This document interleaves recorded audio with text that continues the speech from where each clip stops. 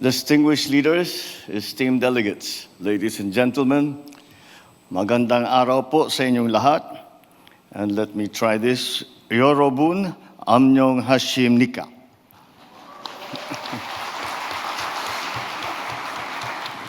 I'm glad I managed it well enough not to cause a diplomatic incident. I extend, of course, my warm greetings to our friends from the Republic of Korea and across the Asia-Pacific region. It is both an honor and a privilege to stand before you as we gather to shape a shared vision for an open, dynamic, resilient, and peaceful Asia-Pacific region.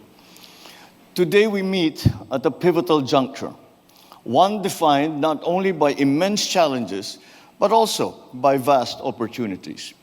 The theme of APEC 2025, Bridge Business Beyond, is a call for economies to work together to transcend boundaries, to deepen regional integration, and create a future that brings real and meaningful benefits to us all. As we pursue these goals, the Philippines' vision for a strong, innovation-driven economy and its strategic embrace of emerging technologies will be vital in driving long-term regional progress.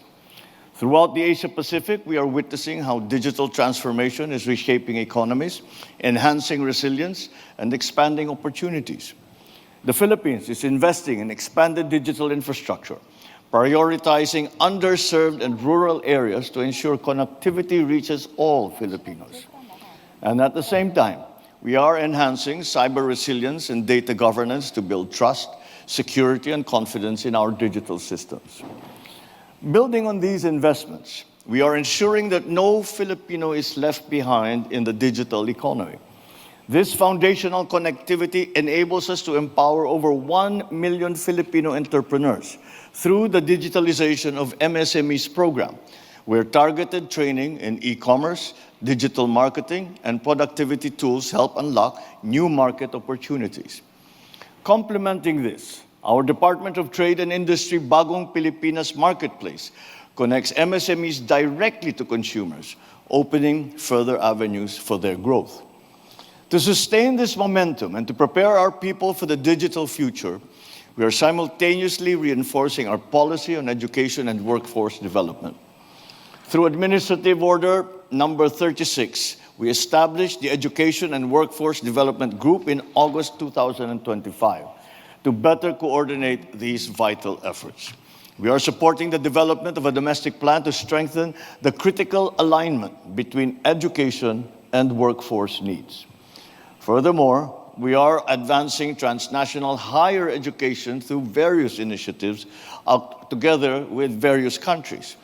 These include the implementation of the Transnational Higher Education Act and the forging of a bilateral agreement with Cambodia signed in last September, focusing on academic and student exchanges, as well as partnership with Australia for academic collaboration and research.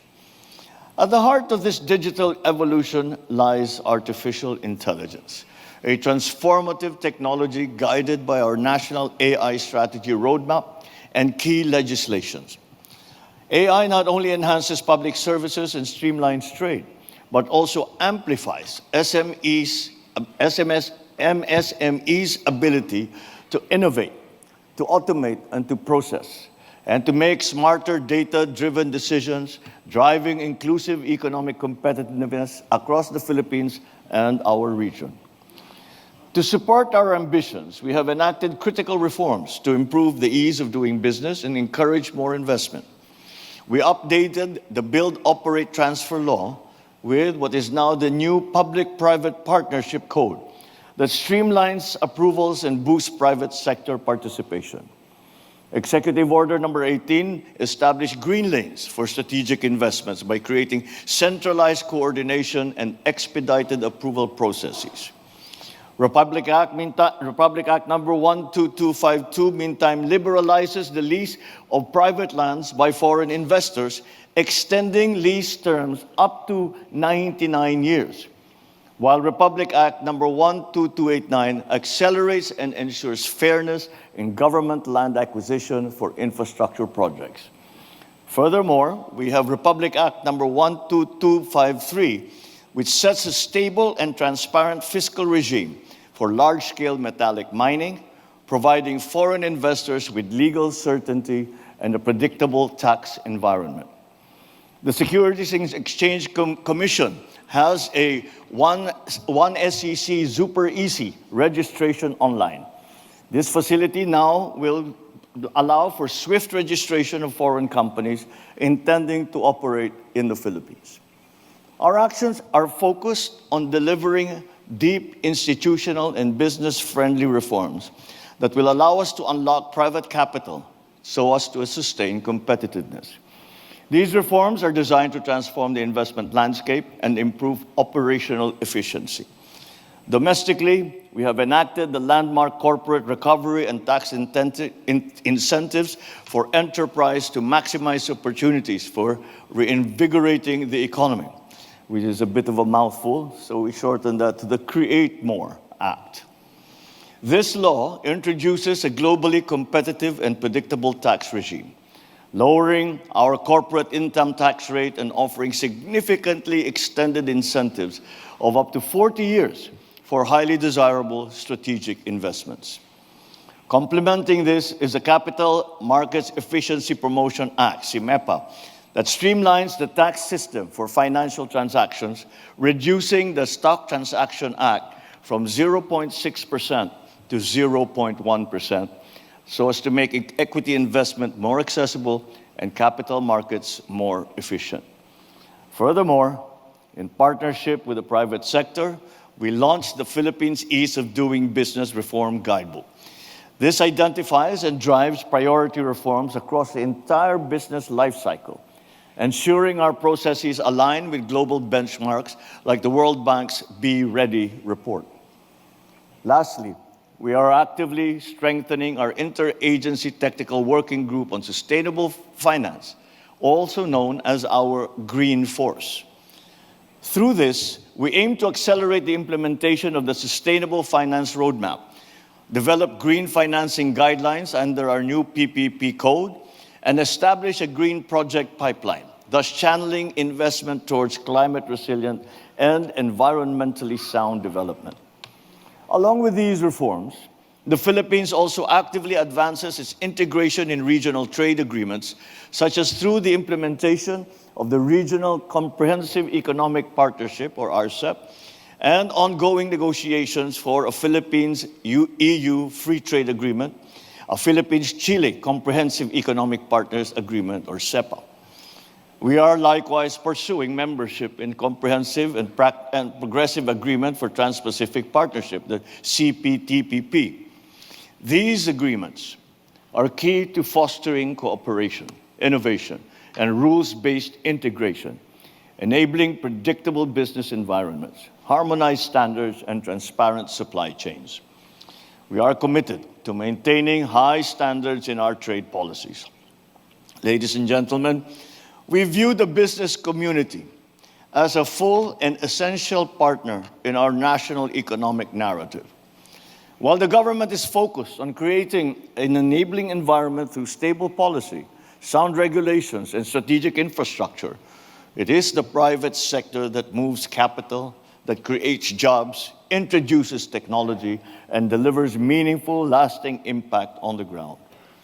In the Philippines, engagements with the private sector, particularly through our Private Sector Advisory Council, have evolved into government actions in the areas of digital transformation, infrastructure, development, sustainable energy, healthcare.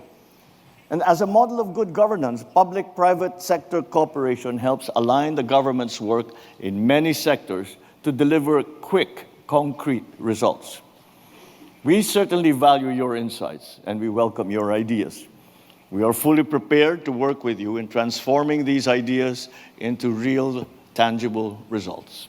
With these, the Philippines welcomes deeper collaboration with industry leaders to scale digital solutions, develop inclusive and sustainable business models, and build resilient value chains. Strong public-private partnerships and regional integration are essential to harness new technologies and create a connected, future-ready Asia-Pacific. Businesses must not only benefit from progress, but actively co-create the future by leading in technology development, in supporting startups, embedding sustainability, and upholding good corporate governance that builds trust and accountability. Despite progress, barriers such as regulatory fragmentation, uneven digital infrastructure, and supply chain vulnerabilities still persist.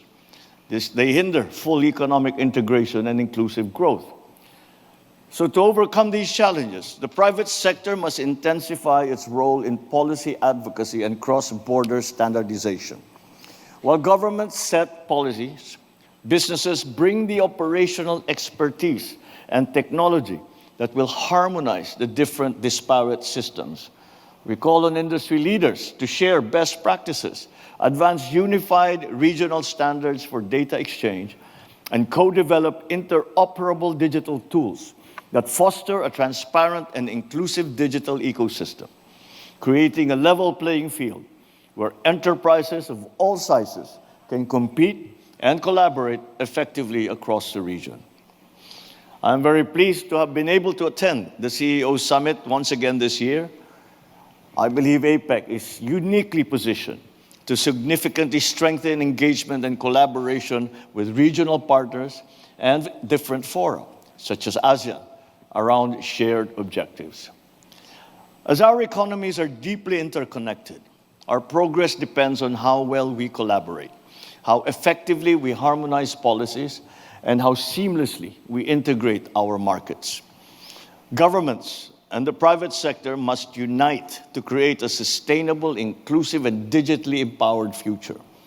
Let us move forward together, bridging businesses and going beyond to ensure growth benefits to every person. We do not leave anyone behind. As the Philippines takes on the ASEAN chairship for 2026, we stand ready to build a more connective, competitive, and sustainable regional economy driven by deeper cooperation and shared growth. We look forward to your support as we lead ASEAN next year, with a key priority being the signing and rollout of the ASEAN Digital Economy Framework Agreement, a game-changing step towards a seamless $2 trillion regional digital market by 2030. So today, let me make our message clear. The Philippines is open, ready, and eager to do business with you. The Philippines offers more than just a strategic location at the heart of the region. We bring a dynamic workforce, a thriving, innovative ecosystem, and an unwavering commitment to sustainable and inclusive prosperity. So let me conclude by warmly inviting you to visit the Philippines next year as we proudly chair ASEAN. Our chairship will advance a stronger APEC-ASEAN alignment and promote coherent policies, resilient institutions, and broader opportunities for all.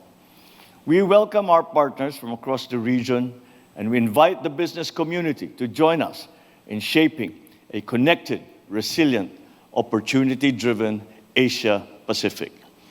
Maraming salamat. Yorobum kamsadul imnida. Thank you very much, Mr. President.